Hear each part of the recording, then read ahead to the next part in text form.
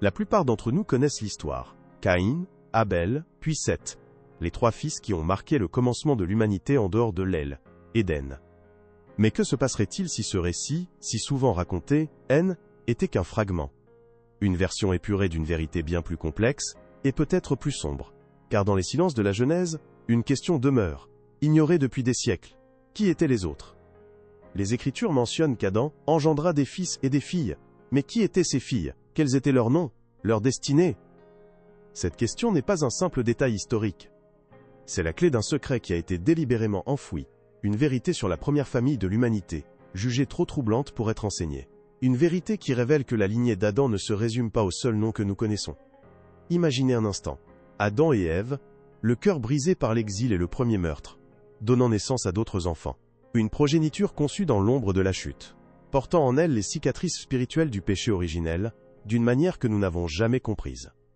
L'existence de cette lignée oubliée ne change pas seulement un détail de l'histoire, elle redéfinit la nature même de la première guerre spirituelle sur Terre. Ce savoir n'a pas été perdu par accident. Il a été occulté.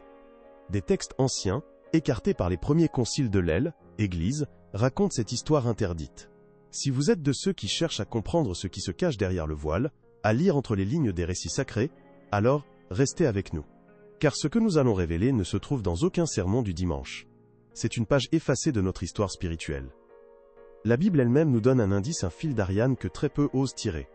En Genèse chapitre 5 verset 4, il est écrit qu'après la naissance de Seth, Adam vécut encore 800 ans, et il engendra des fils et des filles. La phrase est là, claire et sans équivoque. Mais alors, où sont-ils passés?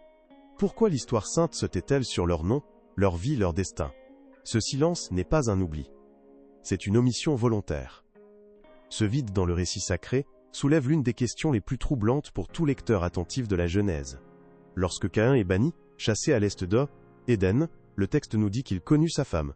Sa femme, qui était-elle? Comment pouvait-il exister une autre femme sur terre, si Adam, Ève et leurs enfants étaient les seuls humains? Cette question a tourmenté les théologiens pendant des millénaires, et la réponse la plus courante est souvent murmurée, presque avec gêne. L'explication simpliste selon laquelle il aurait épousé l'une de ses sœurs n'est qu'une façade. Elle dissimule une réalité bien plus complexe et spirituellement significative. Et si cette femme n'était pas simplement une sœur anonyme, mais la porte d'entrée vers la découverte d'une toute autre branche de la descendance d'Adam? Une lignée dont l'histoire, la nature et le rôle dans le plan divin ont été jugés trop dérangeants pour être transmis au grand jour. Car des textes anciens mis de côté par les pères de l'Èle, Église, ne se contentent pas de résoudre cette énigme. Ils nous donnent des noms. Des noms comme Awan et Azura. Et ces noms ne sont pas de simples détails généalogiques.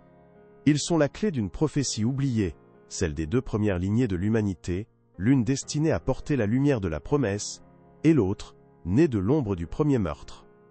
Le livre des Jubilés. Ce nom ne vous est peut-être pas familier, il ne figure pas dans nos Bibles. Considéré comme apocryphe, il est souvent relégué au rang de simple curiosité historique.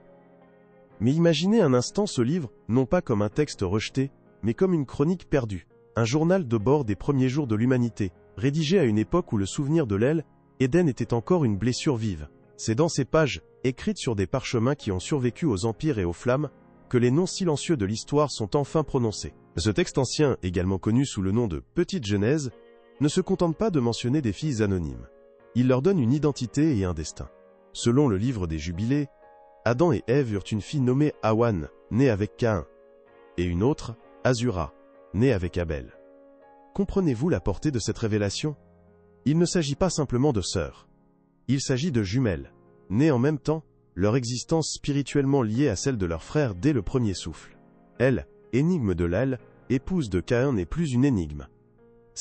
Était Awan, sa propre sœur jumelle, celle qui a partagé le même sein et qui a été témoin de la même obscurité grandissante dans son cœur. Alors la question la plus importante se pose. Pourquoi cette information, si précise et si éclairante, a-t-elle été effacée?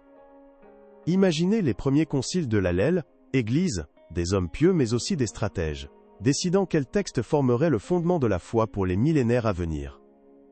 Face à un récit aussi brut, aussi complexe, ils ont fait un choix. Ils ont choisi de simplifier. De présenter une histoire plus nette, plus facile à enseigner. Une histoire où le mal de Caïn était une anomalie individuelle, et non le reflet d'une fracture spirituelle présente dès la naissance de la première famille. Ils n'ont pas perdu cette vérité. Ils l'ont cachée. Mais en cachant les noms d'Awan et d'Azura, ils ont caché bien plus que de simples détails généalogiques. Ils ont dissimulé la nature même de la première division de l'humanité. Car cette révélation suggère que dès le commencement, il n'y avait pas une seule lignée, mais deux. Deux chemins tracés dans le jardin déchu. L'un, celui d'Abel et d'Azura, touchés par la grâce. Et l'autre, celui de Caïn et d'Awan, nés dans l'ombre du péché de leurs parents. Et si la guerre pour l'homme, âme de l'homme, n'avait pas commencé avec une offrande refusée, mais bien avant, dans le mystère même de leur naissance? Cette révélation ne se contente pas de combler un vide, elle redessine entièrement la carte spirituelle des premiers jours de l'humanité. Imaginez la scène.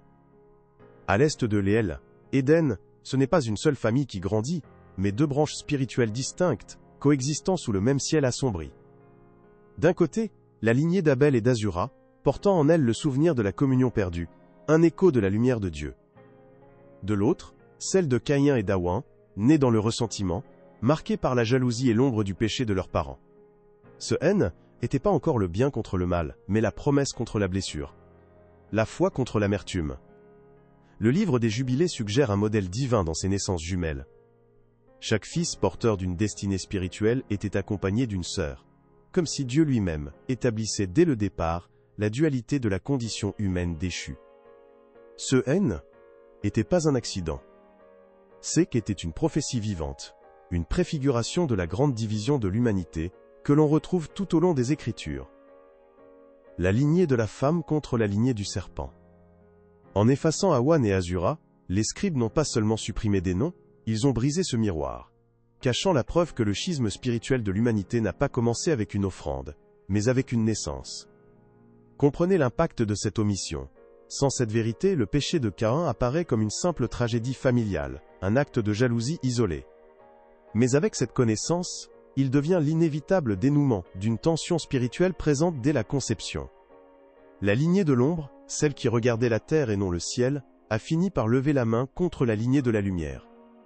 Le premier meurtre-haine n'était pas seulement un fratricide. Était une déclaration de guerre spirituelle entre deux chemins qui ne pouvaient plus coexister. C'est une vérité bien plus lourde, bien plus profonde. Et c'est précisément pour cela qu'elle a été mise sous silence.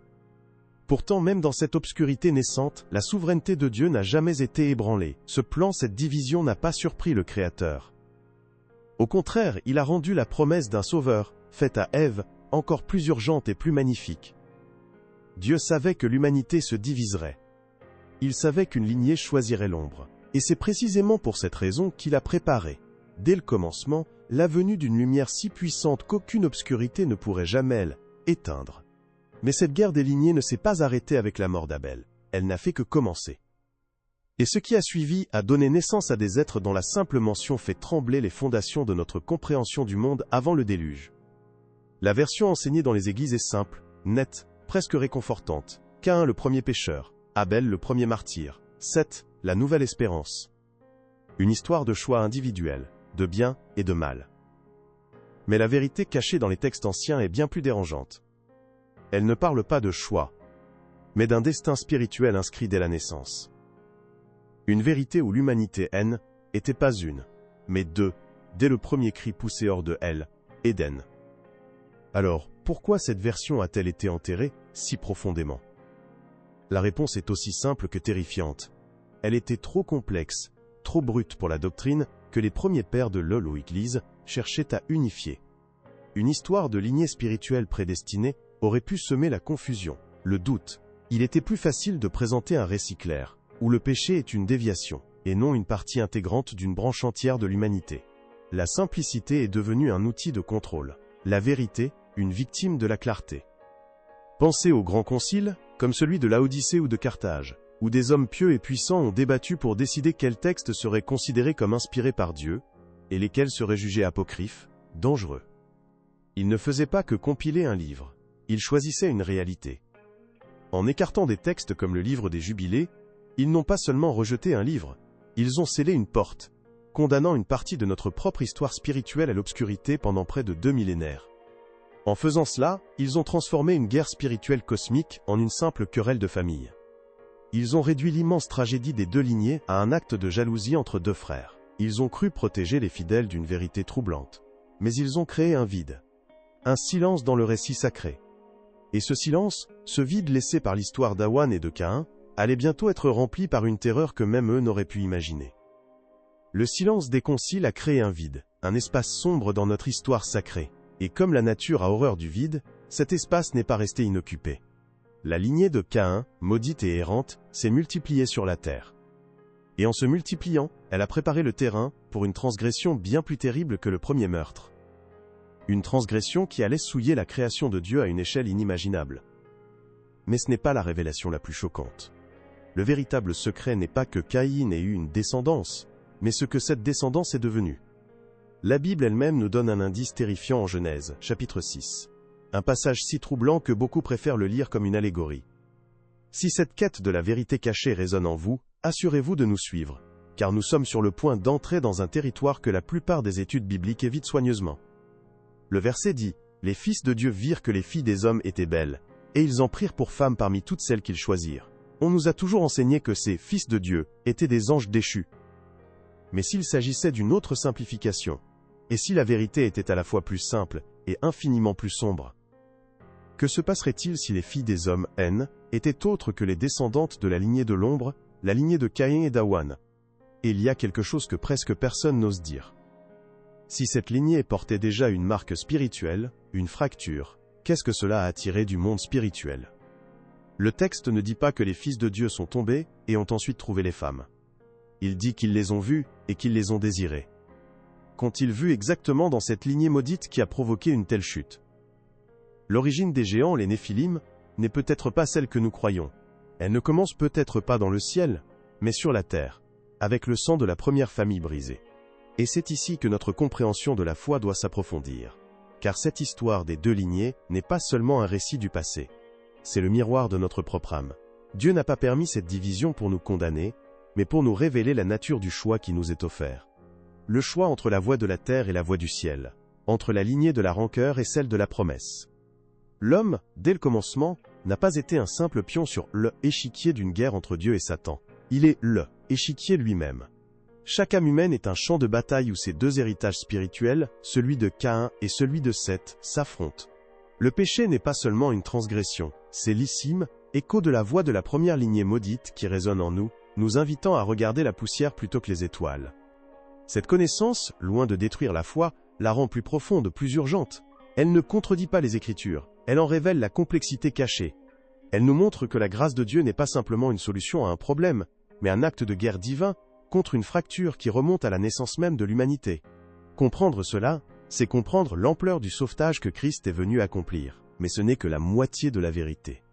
Car si la lignée de Caïn a préparé le terrain pour les ténèbres, la lignée de Seth, elle, a été le réceptacle d'une promesse. Une promesse si sacrée, si puissante, qu'elle a été protégée à travers les âges, attendant le moment parfait pour se manifester. Et la manière dont Dieu a préservé cette lignée face à la corruption grandissante du monde est le secret ultime, le cœur de tout le plan divin. La lignée de cette haine n'était pas simplement préservée, elle était protégée comme la dernière flamme dans une nuit sans fin. Mais voici le secret final, celui que même les textes apocryphes ne murmurent que, à demi-mot, la lignée de Caïn, la lignée de l'ombre, haine, n'était pas une erreur dans le plan de Dieu. Elle en était une partie essentielle. Dieu a permis à cette obscurité de s'étendre, de montrer sa nature, de révéler la profondeur de la fracture humaine, pour que le monde, au bord du désespoir, comprenne la nécessité absolue d'une lumière parfaite et sans tache. Cette connaissance change tout.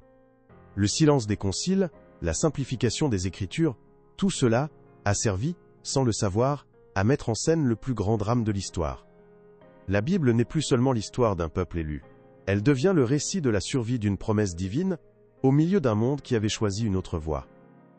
Chaque prophète, chaque roi de la lignée de David, Nbavaï, était pas seulement un maillon de la chaîne menant au Messie. Il était un gardien de la flamme, luttant contre un vent glacial, qui soufflait depuis la naissance même de l'humanité. Et c'est là que le Christ entre en scène. Il n'est pas venu simplement comme un descendant de Seth ou de David. Il est venu comme le second Adam, pour annuler la division originelle. Il n'est pas venu sauver une lignée, mais en créer une nouvelle. Une lignée non pas de sang, mais d'esprit. Par son sacrifice sur la croix, Jésus n'a pas seulement payé pour nos péchés, il a brisé la malédiction de l'héritage de Caïn. Il a offert à chaque âme, peu importe son passé, la possibilité de changer de famille spirituelle, de passer des ténèbres à sa merveilleuse lumière. L'histoire des filles oubliées d'Adam n'est donc pas une simple curiosité historique, c'est notre histoire. C'est le miroir de la guerre qui se joue en nous. Chaque jour nous choisissons notre lignée, celle de l'amertume et de la terre, ou celle de la foi et de la promesse éternelle. La vérité n'a pas été cachée pour nous affaiblir, mais pour être redécouverte par ceux qui ont faim et soif de justice. Et au cœur de cette vérité se trouve une personne. Jésus-Christ, la réponse à une question posée dès le premier lever de soleil à l'est de Phali est Visei, Éden. Si ce message a ravivé la flamme de votre foi, partagez cette lumière. Car dans un monde qui choisit encore trop souvent l'ombre, la vérité du Christ est la seule espérance qui demeure. Cette révélation n'est pas une simple note de bas de page de l'histoire, elle transforme radicalement notre perception du plan de Dieu. Ce n'est plus une simple histoire de péché et de pardon. C'est le récit d'une guerre divine menée sur deux fronts, l'un visible, dans le monde, et l'autre invisible, pour l'âme même de l'humanité, divisée dès sa naissance. Le plan du salut n'était pas une simple réaction à la chute. Était une stratégie divine, conçue avant même la fondation du monde, pour racheter une création dont Dieu savait qu'elle porterait en elle, dès le premier souffle, la graine de sa propre division. Si vous écoutez ces mots en ce moment, ce n'est probablement pas un hasard. Ce genre de vérité n'est pas destiné à ceux qui se contentent d'une foi superficielle. C'est une connaissance réservée à ceux qui, comme les prophètes d'autrefois, osent poser les questions difficiles. Ceux qui sentent au plus profond de leur esprit qu'il y a plus à découvrir que ce qui est dit depuis la chair le dimanche matin. Vous êtes ici parce que vous êtes prêts à regarder au-delà du voile, à comprendre que votre foi n'est pas un refuge confortable, mais un poste de combat dans une guerre qui a commencé à l'aube des temps.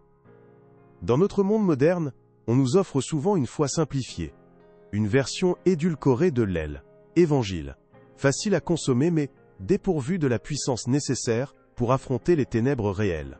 On nous parle d'amour et de bénédiction, mais on garde le silence sur la nature de la guerre spirituelle dans laquelle nous sommes nés. Ce silence, tout comme celui des premiers conciles, crée un vide. Il laisse les croyants désarmés, se demandant pourquoi leur foi semble si fragile face aux épreuves. La vérité, sur les deux lignées, explique ce sentiment. Elle nous rappelle que nous sommes nés sur un champ de bataille, et que l'ignorance n'est pas une protection, mais une vulnérabilité. Comprendre cette fracture originelle n'est pas un exercice intellectuel. C'est la clé pour saisir l'ampleur et la nécessité absolue de l'œuvre de Jésus-Christ. Il n'est pas venu simplement réparer une erreur, il est venu mettre fin à une guerre. Il n'est pas venu améliorer l'ancienne humanité, mais en créer une entièrement nouvelle, non pas issue du sang d'Adam, mais de l'eau et de l'esprit. Cette vérité cachée sur nos origines ne sert pas à nous effrayer. Elle sert à illuminer la gloire de notre destination en Christ, la seule et unique réponse à une division qui, sans lui, aurait été éternelle. Ce que vous venez d'entendre n'est pas qu'une simple histoire ancienne. C'est une invitation à regarder votre propre foi sous une lumière nouvelle et plus profonde. La lutte entre la lignée de l'ombre et la lignée de la promesse n'a pas pris fin avec le déluge. Elle se poursuit, silencieusement, à l'intérieur de chaque cœur humain. Quelle voix écoutez-vous? Celle qui vous ancre à la terre et à l'amertume, ou celle qui élève votre esprit vers la promesse éternelle accomplie en Christ? Pendant des siècles, cette vérité a été enfouie sous le sable du temps et le silence des hommes. Elle a été jugée trop complexe, trop dérangeante. Mais nous croyons que rien ne reste caché pour toujours. Peut-être que Dieu, dans sa souveraineté, permet aujourd'hui que ces voiles soient levées, non pas pour ébranler notre foi, mais pour la fortifier, pour nous préparer à une compréhension plus mûre des temps dans lesquels nous vivons. Si cette vérité brûle dans votre cœur, si elle a allumé en vous une nouvelle flamme de curiosité spirituelle, alors montrez-le nous. Laissez un j'aime pour que cette lumière se propage. Abonnez-vous à la chaîne et activez la cloche pour ne manquer aucune de nos prochaines explorations dans les secrets de la foi. Et nous avons maintenant un espace membre. En devenant membre, vous ne faites pas que soutenir ce ministère, vous devenez un partenaire dans cette mission de redécouverte.